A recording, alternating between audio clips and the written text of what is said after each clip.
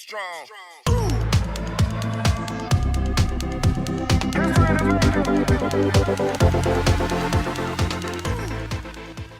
Hi, and welcome to Funny Minds. I'm your host, Lynn B. And I'm Edward Biss. And today we have on, I'm going to say the very famous, can I say that? Michael Prescott, voiceover. Voiceover Might be a stretch expertise. on that one. Well, we're going to stretch on it, Michael. He's a voiceover expert. And we've talked to a couple of voiceover people. So you're number 3 on our hit list, Michael. Yeah, so I was that's listening important. to Kaylin. Yeah. Oh, Kaylin was very Yeah. good. And Christy Hurst, she was our first. Are you familiar with Christy? I am not as familiar. I was going through the list. Listen, the one that got me was you were interviewing. Oh man, he was a music artist from Texas. That was the first one that I had looked onto, but loved what you guys did. We've had a couple of people from Texas. Damon? Yeah, it was Damon. Oh, Damon's great. I love Damon. We talk a lot on Facebook. I wish I could get out to Nashville to see him, and maybe I will, but he's always inviting me out there, so one of these days maybe. But we're here with you today, Michael Prescott, the father, the husband, the father, the entertainer, the dog lover, the cat, I don't know, a whisperer, now you're talking my language. The cat tolerates me, but yeah, that was almost 7 years in the making. My daughter had wanted a cat, and I'm kind of a dog guy myself. Mm-hmm. And for 7 years, I would look in little cabinets and find notes, get me a cat. Like there would be a sticky note. And I think even after we got Pepper, I would still find note, just like because she went through, just hit every cabinet. So years later, I'd open up the cabinet and there they were. Oh yeah, it was. How old is Lily? Right, your daughter's yes, Lily. Yeah, Lily's 20. She's she's not so little. No, she is not so little. But at the time, she was. She's out at Texas Tech now. In good. And that is, she's my pride and joy. Aww. Indeed. So what are you doing with yourself, Michael? I mean, what kind of voiceovers are you doing? Well, primarily right now, a lot of auditioning. That is the job when it comes down to it. Mainly, my interest has been in audiobooks and corporate. As you were talking about with Kaylin, yes. There is a ton of corporate work out there in the e-learning space. That comes primarily from years as a classroom teacher. Oh, you were a teacher. Yes. I taught for 20 years. Actually 23 years, but I taught in Arlington ISD and I taught in Grand Prairie Independent School District, both in Texas. And largely social studies. So if it was AP US or AP World or AP Government, economics, which was funny, me teaching economics. Anybody that knew me was we need you now more than ever. I learned a whole lot. I think actually that's where I kind of started really thinking about this idea a lot more. So I taught for 23 years, and at the end of year before this last, I decided to go ahead and leave the classroom and make my little odyssey in voice acting. Just go full time, so jump in. You debuted yourself. Here's what I learned from economics. Cheap isn't always good and good isn't always cheap. Yes. Now, we could just get people to learn that the more you make of something, the less value it has, whether that be money or something else, then we would probably be all right as well. I'm sure. I'm sure. Michael, what about your musical background? I noticed that you read music, you play, you sing. I do a little bit of those things, none of them as well as I used to. When I was a lad, I was in Texas Boys Choir. And I got to tour all over the United States, Japan. Oh, wow. And it was the closest I will probably ever come to being a rock star was my time touring Japan, because we did, believe it or not, have girls chase our bus. There's nothing wrong with that. It doesn't make you a bad guy. There's nothing wrong with that, but it wasn't the usual experience and reaction you have when you tell people you're in a boys' choir. True. From there, I went on. My first of 5 majors that I had was music. I learned that while I love to perform, the discipline of actually being what one would call a musician wasn't quite there for me, but I can still marginally read music. I play guitar. My wife, thankfully, she plays piano, so every once in a while we have nice little accompaniment Little jam sessions. session. Oh, Yeah, so you little, jam together. Okay. we do get to do that. I also belong to and still get to play with my teacher band, the Bad Apples. So I like that. I was lead vocalist and rhythm guitar for the Bad Apples. I think by the end of our 6-year foray, we managed to put together enough to maybe have one album, but it was largely Beatles covers and whatever we could get the kids to dance to. So we did a whole lot of things for school. So it was a lot of fun. That's fantastic. You can never have enough Beatles covers. Oh, but he has that voice for voiceover, though. You have that, you definitely have that voice. You have to have a special voice. Nobody want to hear our scratchy voices on voiceover. No, see, but you know what? That's something I tell you what that I have learned coming into this is that, for years, I think that is one of the things that voice artists that gets us started the most is somebody tells us at some point, oh, you have a nice voice. And that gets you going. And then you learn, you can, I think it was Paul Schmidt who once said, he was a voice artist as well, who once said, you can have a Stradivarius. You can. Beautiful instrument. Wonderful instrument. If you've never played a Stradivarius before, somebody can hand you a Stradivarius and it's going to sound like crap when you try to play something. So but voices with character, I mean, I was really surprised how many different types of voices there are out in the market, and not just ones playing characters, but people want to hear something that they can relate to. And I'm, believe it or not, that's probably one of the harder things to try to learn is just how to be you and talk, just like we're doing now. Yes. So it's a fun journey. It's one I'm still working on. Like I said, I think famous or expert might be a tad of a stretch. We'll give you a big hype. Hey, I'm happy for it. All I got to say is I am doing a lot of learning, and I've got some great teachers, so it's a phenomenal journey. I'm hoping also kind of for some of those gigs that I would love to be able to do voice of God things, that whole where you get to do the live announce and things. That's what I always got to do for school as well. Okay. Things for football games and for any of the award ceremonies. That was me. So it'd be great doing like the arena announcers, like hockey, basketball, UFC. I'm crossing my fingers. How famous is that? Let's get it on. Yes, exactly. So let's get ready to rumble, guy. One phrase, and that was it. Yeah, right? Well, and that's one of the things I think that really changed. We saw that change about, I guess it was close to about 20 years ago, quite frankly, is where you started seeing some really big transitions from, hey, man, everything in advertising and commercial, it was all very announcery. And I'm going to tell you about this. And now what they want is that much more laid back and subdued. And hey, I'm using this. This is what I like. They want that voice of confidence. It's somebody actually there rather than I'm the expert. That was, and I'm a little bit better and naturally gone toward, I think it's maybe from some of the performance end and teacher end of things that it's like I've always had to approach it from an audience expert or whatever. And then learning that other style has been a real fun trip as far as it goes. I think the hardest thing for me when performing music, that's what I do, guitarist and vocalist. And so you'd see videos of yourself on stage and then you'd step up to the mic and speak. And I'd listen to this and go, oh my God, is that what I sound like when I talk?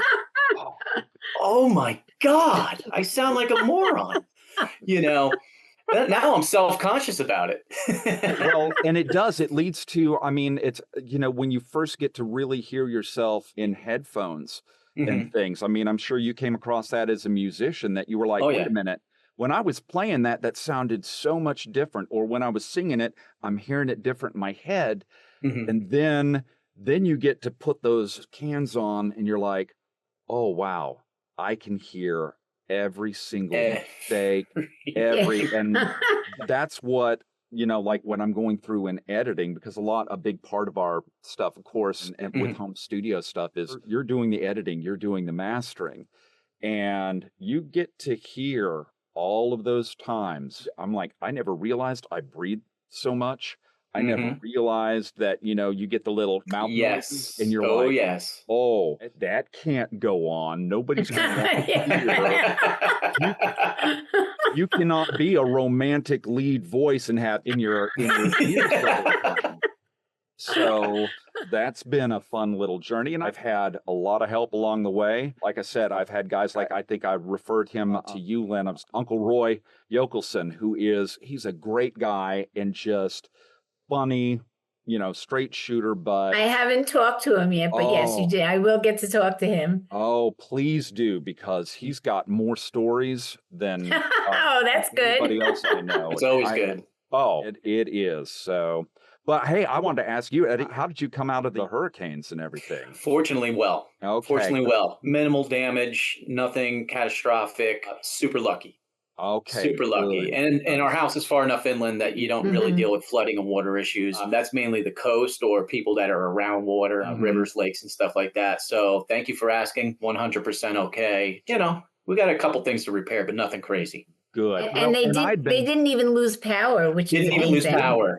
Oh, everybody around me lost power except my side of the street. Oh my! See, now I've had that before. Like when we had the big ice storm and everything else, and you know, it killed our power for about 3 days. But my neighbors on the other side of the street, they were out for over a week. Oh, I think it depends on the grid that you're on. Yeah, and how they wire that grid. And where are you at, Michael? Are you down in Texas still? I'm in Arlington, so I'm right in between Fort Worth and Dallas. And I've lived here all my life. Oh, I've journeyed to other places, but this has always kind of been home for me. It's home. It's home. It is. It is. I'll tell you what, I love Texas. Had the opportunity to fly out there and do a lot of shows. We used to play the Arboretum in Dallas every year. Oh, yeah. With our Queen tribute. Yes. Okay. When you were talking about that band, all right. So when you were you said you went out to the Arboretum. Yep. Played out there? Oh, nice. Because my little brother has La Force Entertainment. He's a part owner in that. And they do a lot of the lighting and setup and stuff. And we did a lot of events out at the Arboretum. That's a gorgeous. Beautiful place. I mean, really beautiful place. And you have to be careful of volume, too, because it all carries across White Rock Lake. Yeah. So, yeah. Oh, man. So I'm guessing, so you're Brian May, I'm guessing. I was Brian May, yes. Oh, man. Yes. Oh. Talk about a challenge, but a lot of fun. A lot of fun. Well, we got to see Adam Lambert. And, I did too, yes. And I'll tell you, all right, Adam Lambert was good. Freddie, but he wasn't supposed to be. And he's got an awesome voice. I love Adam Lambert. Incredible. But the thing that blew me away was watching Brian May. He was all over the stage. Yes. This guy was 76 years old. I know. And him jam as he's going up the stairs, you know, it was an amazing. It was an absolute I was so happy to get tickets to that concert, and I just loved every second of it. And I always loved Adam Lambert. I never watched Idol again after he lost because I just felt that he should have won. So a day after that, I said, "That's it. I'll never watch the show ever again," and I never did. Oh, I like when they did the. Oh, go ahead. Oh, I'm sorry. What were you going to say? You liked when they did what? They did the collaboration between Adam and then they had the view of Freddie. Oh, having them sing together. I mean, that was brilliant. Oh, that was also, you know, I wasn't sure where they were going to go with it. And one of the things we did before we went to the concert is we watched the whole, there was a sort of a movie that was all about, you know, that building to that. And they said, look, we don't want Freddie Mercury. Nobody's going to be Freddie Mercury. We want Adam to be Adam and do his thing. But the way that they managed to incorporate that was awesome. And I'll tell you, probably my favorite thing about that whole concert was, and it annoyed me at first. I had this little girl sitting right back behind me, and she was just at the top of her lungs singing and everything else. She must have been maybe 12 or 13. Aww. And, there's part of me that's going, all right, grumpy old man, started going, I paid to see Adam Lambert, da-da-da. But it took about 3 songs, and I got entirely over that because this young lady was like, oh my God, that's the guitar. Brian May made that. Da da da da. She's talking about all this. She knew every word Everything. to every song. And I'm like, your mama and daddy brought you up right. You love Mhm. you are Obvious Queen fanatic. fans. Yes. Yes. Oh, But I'll tell that you what, is- Michael, you know what really put it over the top was them coming out with the movie. Oh, yeah. Oh, Mhm. yeah. That brought them back to Yes. life. And now when our dumb luck, we came out with the tribute right before the movie. So the Oh. timing couldn't have been better. Oh, wow. Right. So we noticed that we would fill a room. It went from regular rock show to now you have kids as young as 4 and 5 years old, Oh, if they're yeah. allowed in with their parents, Yeah. folks into their late 80s. I mean, that I love when you see truly multi-generational. It always made Mhm. me happy when I'd see, I'd go to a show and it was usually an older artist. And, you had parent and grandparent and grandchild. And, Right. Yeah. There's not many shows that really are like that as much anymore. I get introduced to new stuff. My kiddo, like Lily introduced me to Ghost and Mother. Oh my And, God, Ghost is insane. Oh, Ghost was great. And Amon Aroth was even like they were opening for him. So we were just, all right, I'm at a death metal concert here, Scandinavian death metal concert here. This is my girl. This is good. But Expand your horizons. Oh, Yeah. it does. Oh, well, It does. there is a song by Ghost that's called Spillway. And then I was like, oh no, wait, this sounds real familiar. I pulled up Alice Cooper, Poison, and I put them side by side. And I was like, here, Lily, I'm going to send this to you. Then she started listening to some Alice Cooper. So that made me happy. That's super cool. So have you guys ever gone and listened to I know there's a band in our area called Queen for a Day. You guys, that's There's Not not me, really. no. There's very few that really are, on any type of level. The biggest one was Gary Mullen, who won Britain's Got Talent Oh, wow. Okay. many years ago, and he did Freddie Mercury to the T. So I went to see his show at the same place that we played down here, and I'll tell you what, ours was basically on par, if not better. Oh, wow. But he does an incredible Freddie. The show was more based around the Freddie. Mm, The whole band was more of a background. got it. Whereas we came out, we had a great Freddie from England, but the band was the band, the Brian Right. May, so Yeah. it was a little bit different. Yeah, but the band was important. yeah, it's the same level of production though. And there was Right. a band out in California with a different Queen name. They were okay. And there was another one in Georgia, and they were not at all. So there's not a plethora of them like AC/DC Yeah. bands and everything Oh, yeah. else. Well, I think AC/DC bands as much for one, it all depends on whether or not you're a Brian Johnson or Bon Scott, because I'm a Bon Scott guy. Mhm. I like that guy could pull off the roughest vocals, but then get up to the top and Mhm. just have it be so crystal clear. And it was so blues driven that I Yes. loved it. But Yes. let's face it, how many chords? And it's 4/4 time. Yep. That's pretty much. He took 3 chords and made a career out of it. And he did. And I mean, it's like, well, come on. Even if you look at Bach, chord wise, is not that it's all of the in between. It's everything else that's in between. Yes. And so, I mean, that's where the Young Brothers were, pulling it off. Mhm. But Brian May and Wall of Sound, that's an entire that's hard. Now, are you guys still together? They are together. I stepped away after Okay. COVID. Ah, yeah. I mean, we had to we went from 100 miles an hour to 0 because no one was having shows. Mm-hmm. Then after the vaccine came out and they started to open up a little, we had to get it immediately because we had to fly. So we did go back on the road and do some stuff. And at that point, I got, I stepped away. I was like, this is a little nerve wracking for me to lose your job like that. Yeah. Maybe I got to rethink things a little bit, but I'm in other tributes and doing other things and all just right. not doing as much traveling as I used to. Excellent. Fantastic. Now, Lynn, I have to ask you, you were, all right, so you're the metal mom, I've heard. All right, heard tale. Mommy metal. But Mommy metal. the purple hair. I love the purple hair. Makes Thank me you. very happy. All right. Thank you. What made you why did you decide to go on purple hair? Because it's part of my persona. It's part of what's inside of me. Purple is something it's different. It could be crazy. It could be energetic. It could be subtle. Purple has so many different meanings. Oh, yeah. And it has a lot of different meanings to me. So purple was my color. And so I woke up one morning and I said, I'm going to put purple in my hair because that's the way I feel.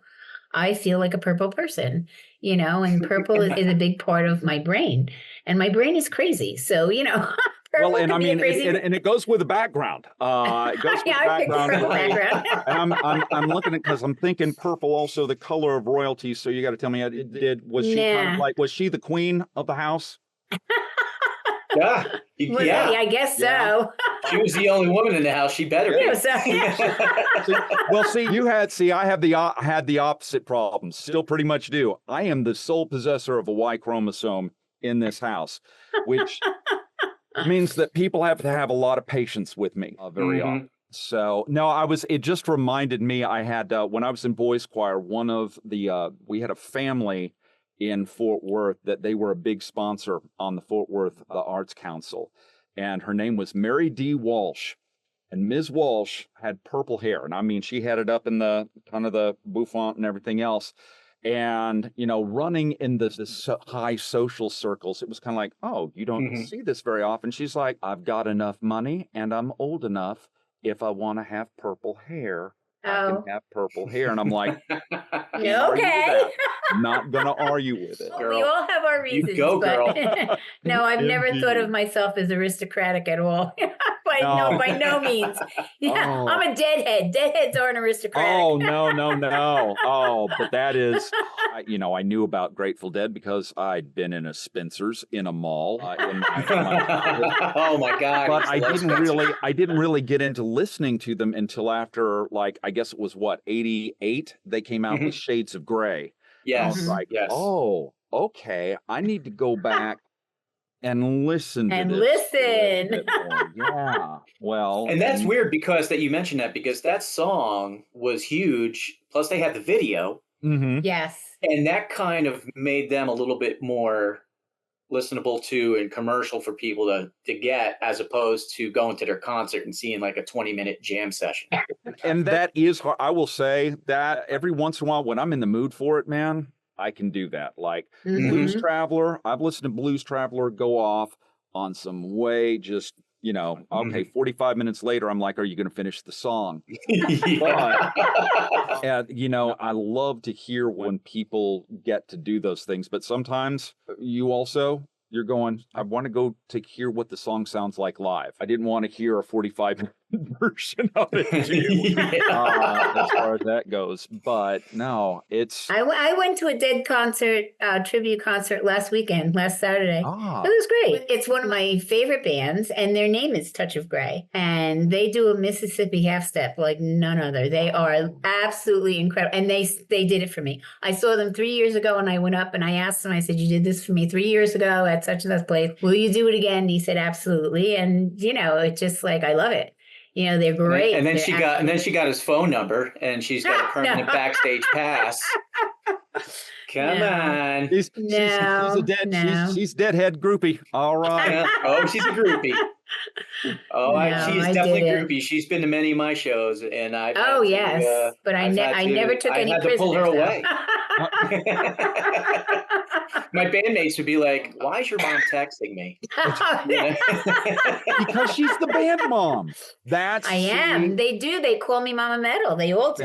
That's kind of one of those things when you fall in that niche. It's like, my wife Erica. She was in band herself, but she was a percussion band mom. Hey. My mom was, when I was in boys choir, she drove our bus to get us all to campus and stuff like that. So she what was, a great mom. Choir mom. She and my dad both, they got their Class A license so that they could drive everybody to the campus on a day. Now, they didn't drive during the tours. We had a professional driver for that. But, it's a family affair. When you're doing these things, it's a family affair. Of course it is. You're very proud of your child and you want to be a part of it. That's it. You created that child. That's it. They're a part of your creation, Does your daughter play any instruments as well? She plays keyboards. So, okay. That's good. And my favorite thing that I can say, she's always played and sung. So she figures out, she's not a pianist by any measure. If you tried to teach her proper technique, she'd be going, going, no, just want to play. You know, I woke up, I have had mornings on a Saturday morning, and it's probably about 6 years ago. I woke up and I was like, I recognize that chord progression.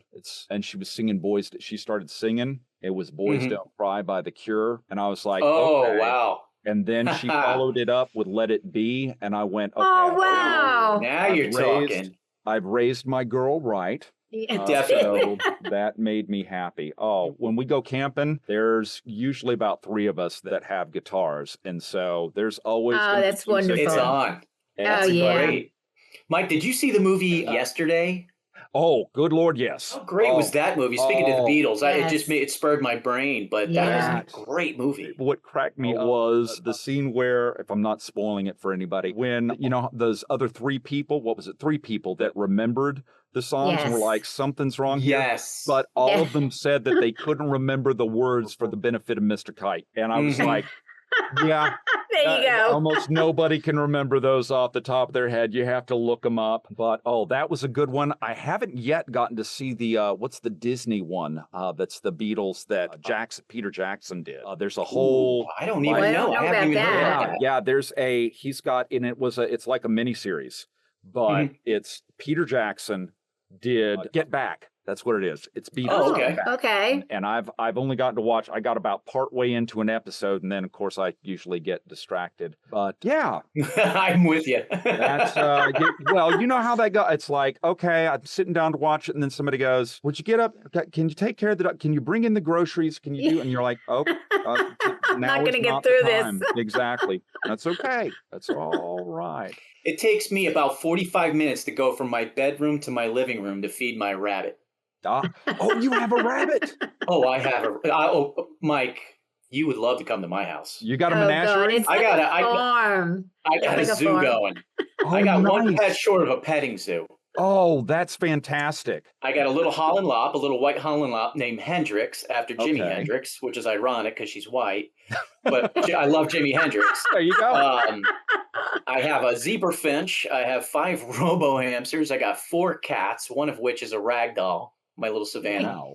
Okay. And sitting right next to me is my precious little Duchess, who is a King Charles Cavalier. Ooh. Cavalier King Charles Spaniel. Oh, yeah. Little Cavalier. Tricolor. Yeah, I keep looking. Every time I look, I'm like, every time I see those, my mind goes back to those paintings that you always see with them. Yes. Oh, that's cool. That sounds one of like the best animals you could, and I love dogs too. And I've had many dogs, all different types of breeds. Michael, he loves everything. Him and his brother, as children, my house was full of every pet imaginable that didn't have a name tag. And they probably did have a name tag, but these boys took it off and brought them home. I couldn't tell you how many different animals I had in my house at one time. It was like cats having babies and dogs having babies and everything, and running after hamsters. And oh my God, they were absolutely insane children. My girls didn't do it, but my boys did.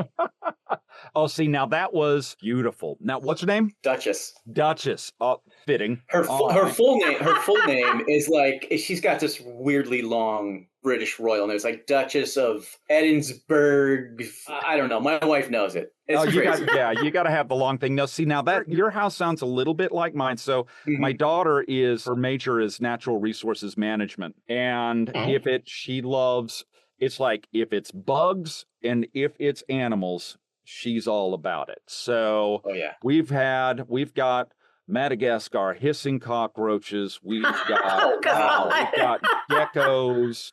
We've got we had rats. Actually, that was one of my favorite pets. I didn't. People don't realialize how smart they are. Oh yeah, and lovable, and they are. Can't get past the fact that they're a rat. They make that little noise that they grind with their teeth, and we had one that used to try to drink my coffee every morning. But, my dogs. I was always worried about my dogs playing, but my dogs loved them. They play hide and seek with each other, and so we had. And if it's I can't talk Erica into a snake, but I shouldn't say we had them. My daughter can't talk her into a snake. I'm right now at the point to where I'm going, all right, I've got 3 dogs. We've got 1 cat at the house. The others are over with Lily in Lubbock. But, it's kind of like, okay. But when you get 3 reactive animals, I'm sure. See, Duchess seems pretty quiet. Do you have anything in your pipeline right now for yourself, Michael? I have not right now. I am actually waiting to hear back. There's a company that had called me that they actually want me to work more as a full-time VO for them, but we're doing a little phone tag playing right now. But I'm working toward Ahab. Is a site that works with Random House Penguin Press, and so that's their site for audiobook, looking for audiobook auditions. Oh, okay, that's good. Yeah. I'm building that piece up right now. I'm working with a coach, Carol Monda, and she's awesome, getting me nice and prepped for that, and working from there. So, well, people aren't. The e-learnings, we talk about those, all the corporate avenues. That's a constant thing with these e-learnings, all because of compliance. Oh yeah. So these corporations, they have to.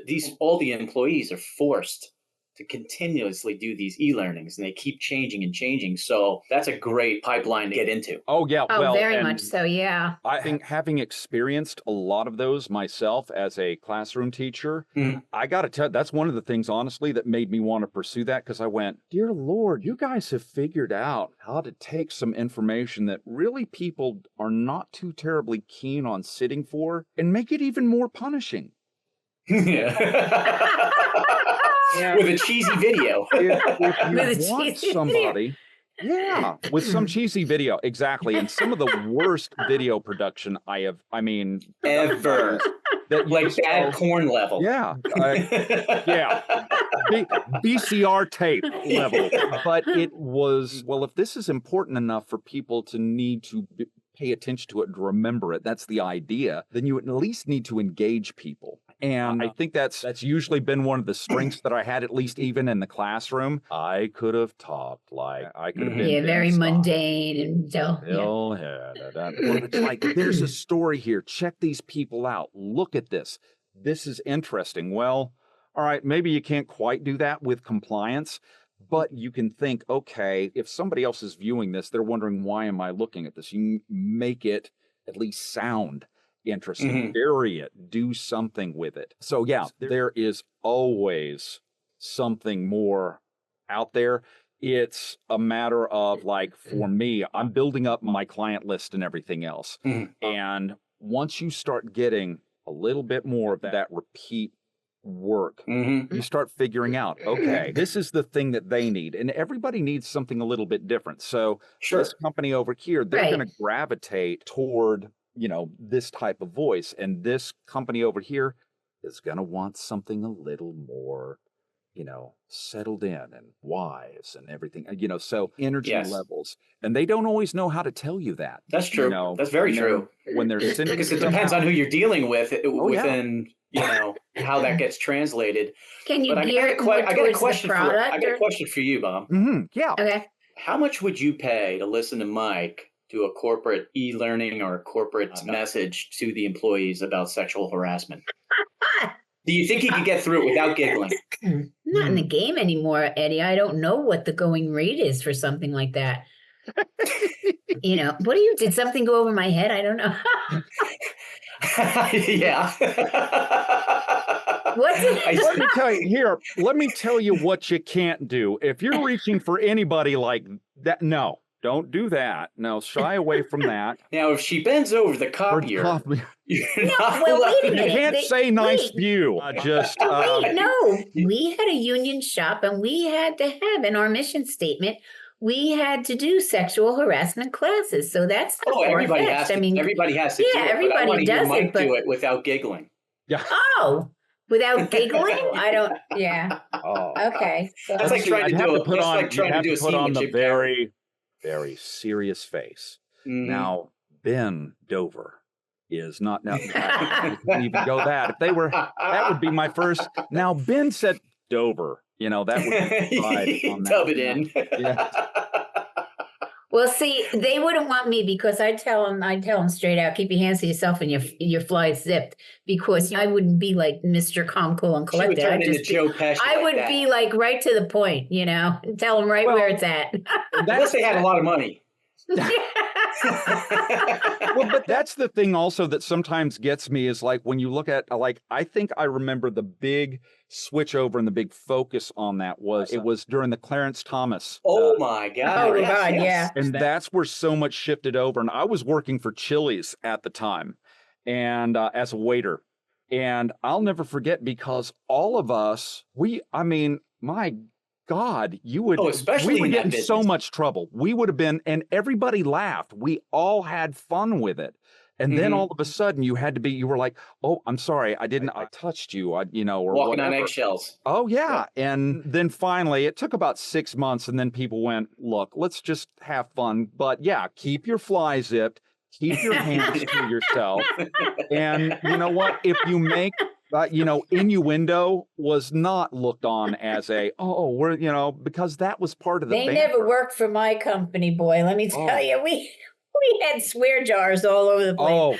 But my last gig was Dick's Last Resort in Dallas, and so it was that was the that's great. Who do you work for? Dick's Last Resort? It was perfect because my little brother worked there too, and so I was the bad cop, and Brian was who is, I mean, he doesn't look like me. It looks like maybe Mom and the Milkman had a thing or whatever. He's a good-looking guy. If we're talking, when we're on a stage together, absolutely, you can see that we're brothers or related. But he would come in and be the nice guy. So, I'm the one that's just going to be like, yeah, what do you want? Here you go. Oh, hey, what you got, princess? And if somebody wanted to do this, I'm like, okay. All right, princess, you've got no sense of humor. I got it. And Brian would come in and go, no. He's been like that all the time, all his life. So just don't, So we'd get a chance to play with people that way. And I think that's the most fun part of, like, I like this, like being able to talk with people and stuff. I think one of the things I didn't quite fully understand, though I like it, was I spend much of my day in a padded room talking to myself. And what does your psychiatrist have to say to you now? Exactly. And so I think that's one of the reasons why when, you will see with so many voice actors and voice studios, they're wanting to have Zoom meetings. They're wanting to have things. There's something going just about once a week or twice a week. Yeah. Because you want to be able to have, this kind of interaction. Yeah. Have the interaction. So tell our fans, Michael, where they can find you. Well, you can find me at my website, which is michaelprescottvoiceover.com. If you are in the audiobook, if you're looking for things on audiobook, actually, I did 2 audiobook recordings while I was still teaching. So I had to use a pseudonym for that one, for those, but for R.A. Cusack. But those are on the Killian trilogy.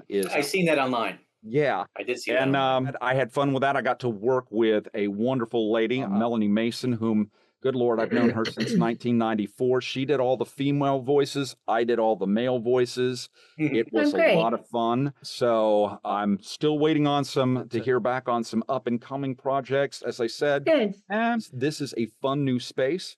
The entrepreneurial space is a fun one to learn about as well, because boy, being talent is very different from being a business owner. Yeah, that's true. That is so true. It is. That is so true.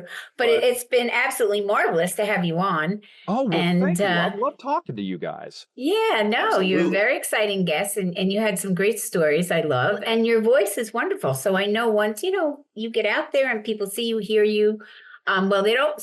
They have to see you if you're doing certain things, not just a voice on a microphone, So they see you, they hear you, and you know what? Before you know it, I'm going to say, geez, Ed, let's have Mike back on because, it's kind of tough to get a hold of him. He's just got so much he's got going on. He's got that whole Aflac thing going on. Yeah, we have to wait like 6 months on his calendar. Oh man, the dream is if I can do some documentaries that are like, national art documentaries. Yeah. That's the gold right there. Or a character in a cartoon or something like that would be wonderful, Animation would be fun. Oh, animation would be a lot of fun. I did for a little while, I did some kids' character shows. It's like, you know, you go into schools and you do teach them, you know, character count stuff. And my name was Cornelius Morris with the Morris Brothers. And I had a lot of fun with him. He was a good, fun character, but singing with this voice is a little bit challenging. Mr. Haney never sang in Green Acres, so I never got to really hear what he sounded like. So I had to try to reproduce it as best I could. But Arnold was your best friend, right? Exactly, that little pig Arnold. Indeed. Well, we are Funny Minds, and we brought you a wonderful man today, Michael Prescott, and I'm sure you're going to love him when you hear him and when you see him. And we wish him all the best. Yes, and please do. And please go on his website and give him a chance, because I think you'd be very lucky to have somebody like Michael, and we were very lucky to have him on today. So we have to say we're funnyminds.com. You can go to our website. We've got merch, and our merch has a lot of different. Right.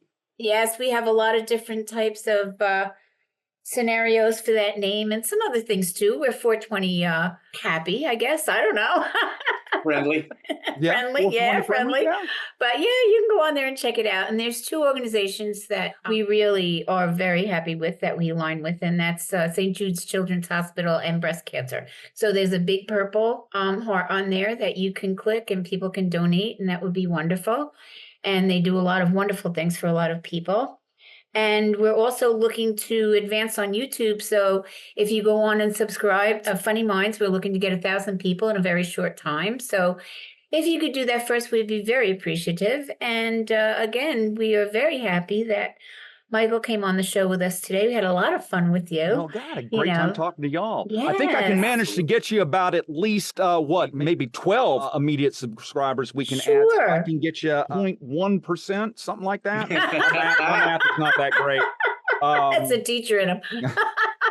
So we can get you there. So, guys, thank you. I thank y'all so much. I love talking to y'all. And please, please, please, yes, definitely make sure that you are given to St. Jude's and the Help to Fight Breast Cancer. I've known quite a few that have benefited by both those wonderful organizations. Oh, yeah, they are wonderful. Oh, yeah. So my friends, my peeps, my fans, my everybody, be happy, be healthy, be wise, be safe, smile and laugh, because we all know that laughter is the best medicine. I say bye-bye now.